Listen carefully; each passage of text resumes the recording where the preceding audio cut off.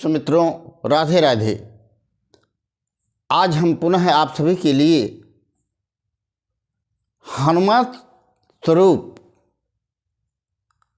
और हनुमान के साक्षात विग्रह बाबा नीम करौली के बारे में एक चमत्कारपूर्ण घटना लेके आए हैं, जिसे सुनकर आप उनके भक्त तो अवश्य हो जाएंगे और आपको प्रेरणा भी मिलेगी कि हनुमान जी के पूजा और सेवा से व्यक्ति कहाँ तक पहुँच सकता है। बाबा नीम करौली हमेशा कहा करते थे कि मैं न तो कथा करने आया हूँ और न संग्रह परिग्रह करने आया हूँ, न बहुत बड़ा आश्रम बनाने आया हूँ। मैं तो लोगों का यहाँ दुख दर्द हरने आया हूँ और लोगों का हृदय परिवर्तित करके धर्म में लगाने आया हूँ। अर्थात धर्मार्थ आए थे और उन्होंने उसके लिए पूरे जीवन पर्यंत प्रयास भी किया। जगह जगह मंदिर बनवाए और जो भी धर्म में रुचि रखने वाले थे उनके हृदय को परिवर्तित करके धर्म से जोड़ा। इसी से संबंधित एक घटना एक अंग्रेज अफसर की है, जिसका नाम था जनरल मैकन्ना, जो कि राजपूत रेजिडेंस में, राजपूत रेजिमेंट में तैनात था राजस्थान में। और पहले वह जनरल नहीं था, कमांडर था, परंतु उसकी एक बहुत ही खराब आदत ये थी कि वह भारतीय साधु संतों से ईर्ष्या रखता था और उनसे बड़ी घृणा करता था। तो ये बात बाबा नीम करौली तो सब जानते थे, भक्तों ने पहुंचाया भी था, अनेक संतों को उसने दंडित भी किया था। नीम करौली ने सोचा इसका भी हृदय परिवर्तन करना चाहिए। एक बार की बात है, जनरल मैकन्ना अपने घर पर नहीं था। बाबा नीम करौली जा करके उसके घर पे उसके पलंग पर कंबल ओढ़ कर लेट गए और कुछ देर बाद जब जनरल मैकन्ना आया तो उसने देखा और उसने देखते ही गुस्से में लाल होकर के बाबा को बुरा भला कहने लगा, डांटने लगा, क्रोधित हो गया। यहाँ तक कि उसने अपना हंटर उठा लिया और बाबा पर हंटर से वार करने लगा। वह क्रोध में हंटर चलाता जा रहा था, पर बाबा मुस्करा रहे थे, जैसे उन्हें कोई फर्क ही नहीं पड़ रहा हो।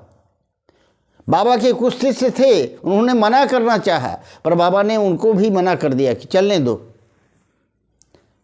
वह कई हंटर मारे उसने, पर बाबा हंसते रहे, मुस्कुराते रहे। आखिरकार वह थक गया और पूछा कि बाबा, मैं आपको हंटर से पिटाई करता रहा और आप हंसते रहे, इसका क्या बात है, क्या राज है? तब बाबा नीम करौली ने कहा कि ये जो तुम्हारी पलंग है, ये जो धरती है, यहाँ की जो भी वस्तुएं हैं, जो मकान है, तुम्हारा धन है, संपत्ति है, पद प्रतिष्ठा है, कुछ भी अस्थाई नहीं है। अब इनके भोग से दुख ही मिलता है। देखो, मैं तो थोड़ी देर के लिए तुम्हारे पलंग पर सोया तो मुझे हंटर से इतना चोट सहना पड़ा, पर तुम तो रोज इस पर सोते हो। बताओ तुम्हारा क्या हाल होगा? जो तुम ये सांसारिक सुख सुविधा का भोग कर रहे हो, तो तुम्हें इसका क्या परिणाम मिलेगा, इस पर विचार करो। मैकन्ना का दिमाग खुल चुका था। उसने बाबा के पैरों पर गिर करके माफी मांगी कि बाबा आप हमें क्षमा कर दीजिए और मैं आइंदा संतों के साथ दुर्व्यवहार नहीं करूँगा। वह इतना वचन दे करके बाबा के शरणागत हो गया, शिष्य बन गया और भक्त बन गया। और इसी से संबंधित एक बार की और बात है, मैं करना से ही संबंधित है, कि वह फर्रुखाबाद रेलवे स्टेशन पर था, वह भक्त बन चुका था। सेकेंड सिविल वार में, द्वितीय विश्व महायुद्ध में मैकन्ना को भेजा जा रहा था। फर्रुखाबाद रेलवे स्टेशन पर वह था, वह बाबा के दर्शन करना चाहता था, पर बाबा तो नीम करौली कैंची धाम में थे, वह कैसे जा सकता था। उसकी बड़ी इच्छा हो रही थी। अचानक इधर उधर वह देख रहा था कि एक बेंच पर देखा तो कंबल ओढ़कर एक व्यक्ति लेटा हुआ था। जाकर के कंबल उठा करके देखा तो बाबा नीम करौली थे। वह उनके चरणों में साष्टांग दंडवत प्रणाम किया, आशीर्वाद लिया और बाबा ने उसको विजयी होने का आशीर्वाद दिया और वह चला गया। पुनः एक बार जब भारत आज़ाद होने लगा और जनरल मैकन्ना यहाँ से ब्रिटिश जाने लगा, तो भी वह फर्रुखाबाद में था। अब वह बाबा के दर्शन तो करना चाहता था, पर समय नहीं था, आदेश था, उसे जाना था, क्या करे। अचानक फिर वही वाकया गुजरा। अचानक उससे थोड़ी दूर पर बाबा कंबल ओढ़े हुए दिखाई पड़ गए। वह जा करके नीम करौली बाबा के चरणों में गिर गया, प्रणाम किया और प्रणाम करने के बाद उसने कहा, बाबा आपने बहुत ही कृपा की, मेरी जो नास्तिकता थी उसको खत्म करके आस्तिक बना दिया और मैं अब जीवन मेरा सफल हो गया।